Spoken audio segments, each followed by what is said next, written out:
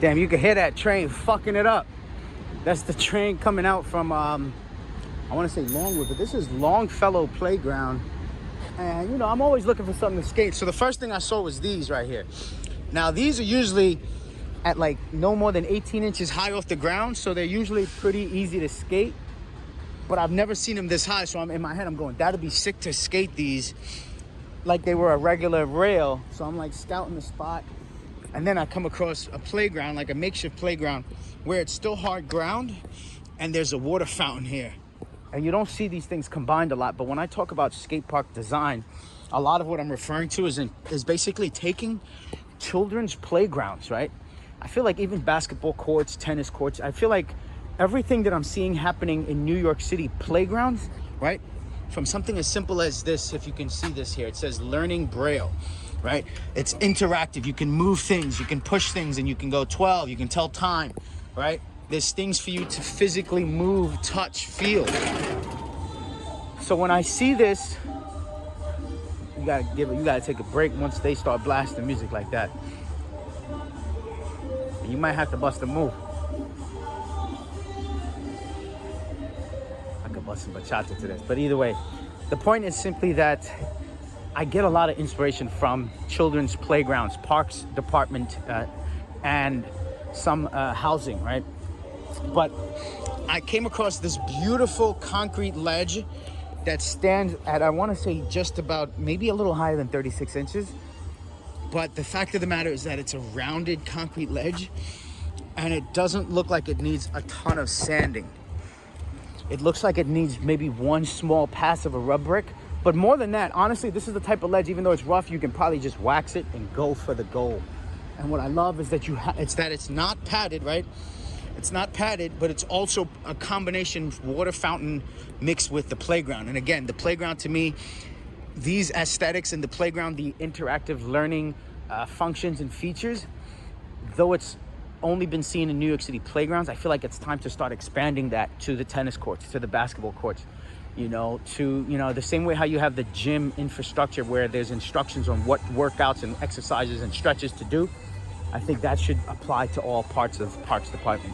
So the basketball court maybe has designations on different games you can play, different rules. Same thing with handball. I don't know if people remember playing homicide or suicide, but those were some of my favorite games growing up to play handball. But the point is, this is your ledge, right?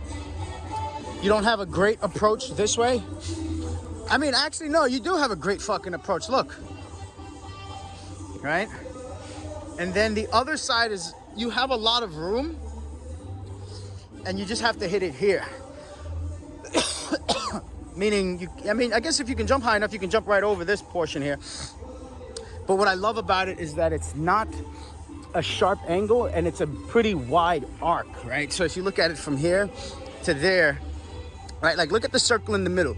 The circle in the middle is a sharper arc than than the ledge is. So I'm just saying, food for thought. This is a ledge I most definitely will be saying hello to sometimes in the near future. I don't know if there's anything else in the park, but we're gonna call that a spot check. Yeah, it's a bummer that these things aren't more consistent and there isn't this beam in between. But it still adds another level of difficulty and challenge because I could still see someone, you know, potentially, they are actually really far apart too. So you could actually slip into this and fuck your shit up. So safety first, but you know, I could still see someone busting. Damn, if you got a long boot, you gotta have that Longfellow boot. You gotta be a long booting ass motherfucker. So you might be like a size 10 to a size 13, 14 if they still make them. But bust a Macchio or a fish brain, right? Hop to another one.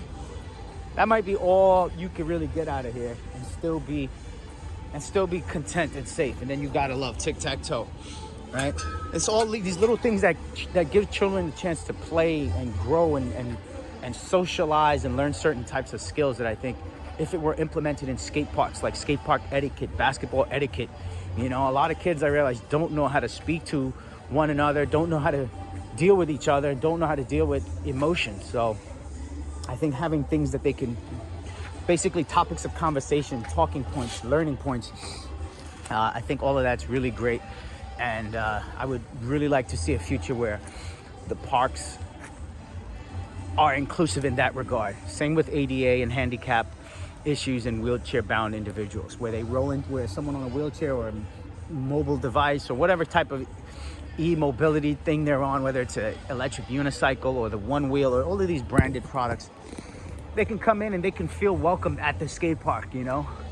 Maybe it's a skate park that has too many bowls and dips and things, and at that point you're gonna feel unwelcome because it's dangerous terrain. You know, it's like going to the beach with the greatest waves and trying to learn to surf for your first time. So anyways, all that aside, Longfellow Playground, spot check. I know it's dark, but we're gonna boost that exposure for you.